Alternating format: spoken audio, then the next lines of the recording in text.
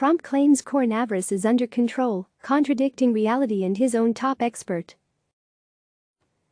America's top infectious diseases expert is warning that hundreds of thousands of Americans could die unless every citizen joins an effort to blunt the coronavirus pandemic, only to be contradicted by President Donald Trump, who insists the virus is under tremendous control. The fresh sign of Trump's unwillingness to accept the full sobering reality of the outbreak came as an anxious America knuckles down to its new self-isolating reality. The country is bracing for the full fury of the virus that is already escalating sharply and is set to subject the foundations of basic life, the nation's healthcare, economic and political systems, to a fateful test. The number of U.S. infections raced up to at least 3,485, including 65 deaths, up more than 500 cases in a day, and up from a caseload of 457 a week ago, showing how the crisis, that may not reach its peak for weeks, is accelerating.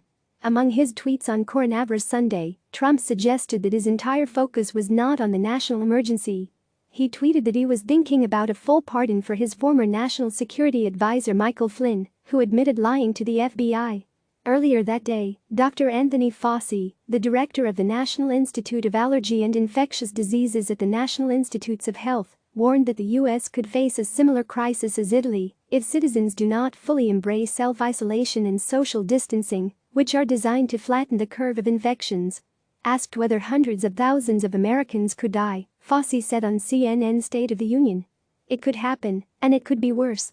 Fauci added that the limits on public life were designed to try and make that not happen. "If we go about our daily lives and not worry about everything, the death toll could be high," Fauci said. "People sometimes think that I'm overreacting. I like it when people are thinking I'm overreacting because that means we're doing it just right." Fauci also said he had not ruled out calling for a national lockdown in order to stem the spread of the virus.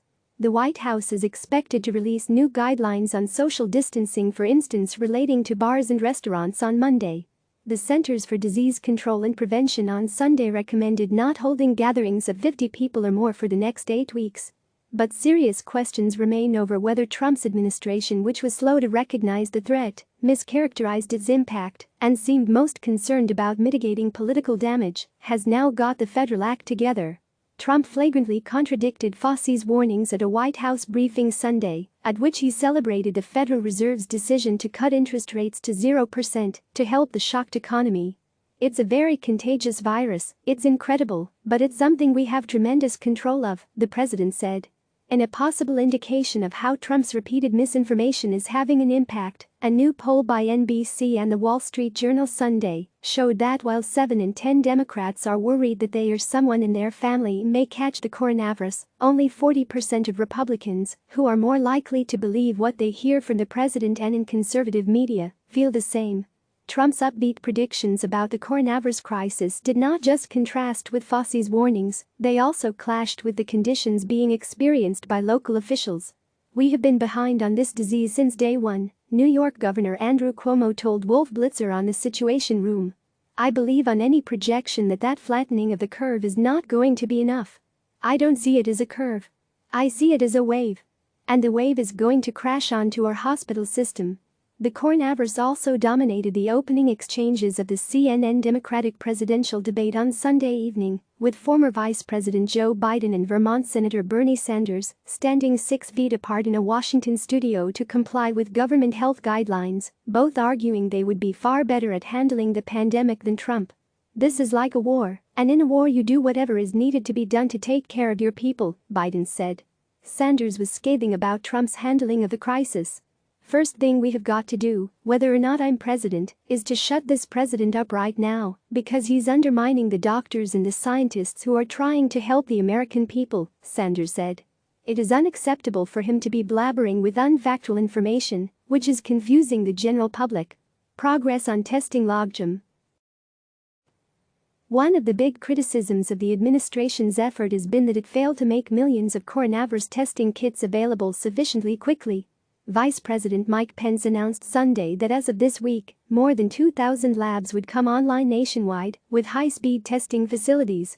He said that the new system would allow all Americans who need to be tested to go to a community site outside their normal health networks for testing. Officials asked that those at highest risk, the elderly and patients with pre-existing conditions, be given priority. Top officials were still unable to give full figures Sunday on how many Americans have now been tested after the disastrously slow rollout of diagnosis kits. The lack of clarity is seriously hampering efforts to keep pace with the disease.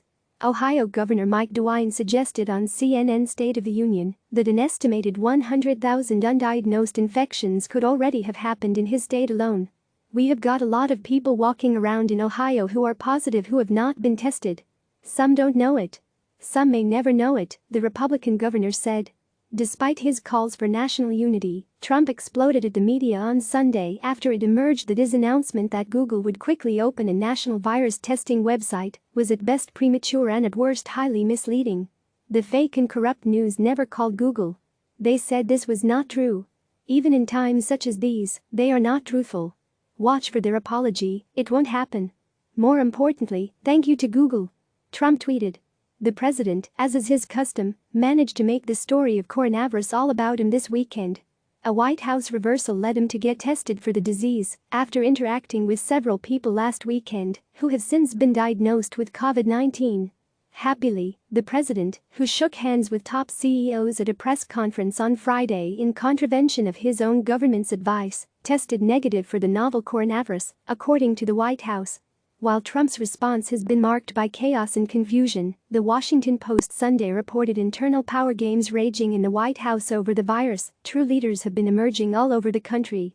Governors, mayors and local officials have been making timely, high-stakes decisions and providing accurate information that sometimes surpasses that dispensed in White House briefings, which remain filled with self-congratulation and fawning praise for the president.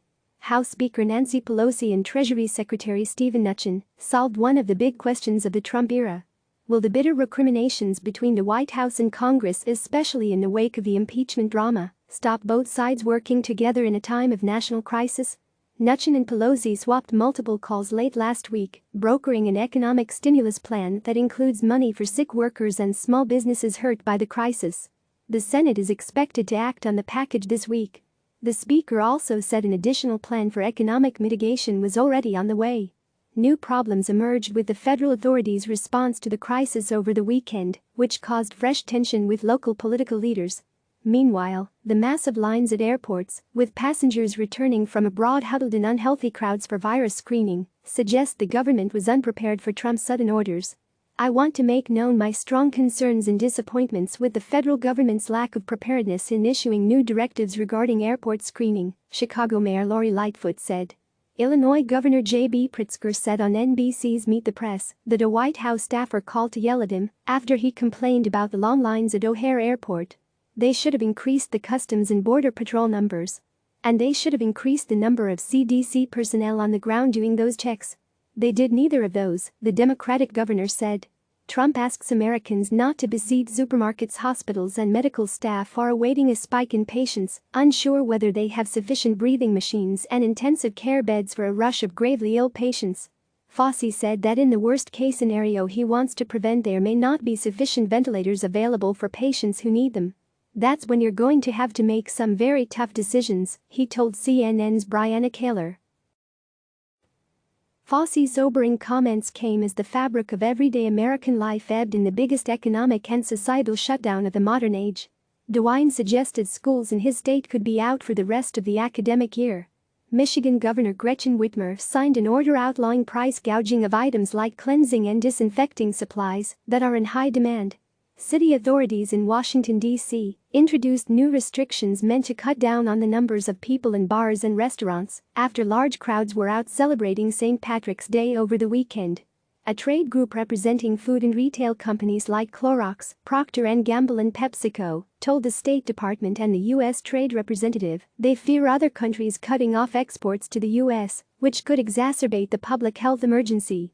The group is particularly concerned about countries restricting chemicals, ingredients and products they manufacture from getting to the U.S. Trump held a call with grocery, food and beverage corporate leaders on Sunday about supply chain concerns. He urged Americans to stop besieging stores after a weekend in which basic staples like pasta, meat, toilet rolls and cleaning products vanished from supermarket shelves. Click subscribe to receive the latest news.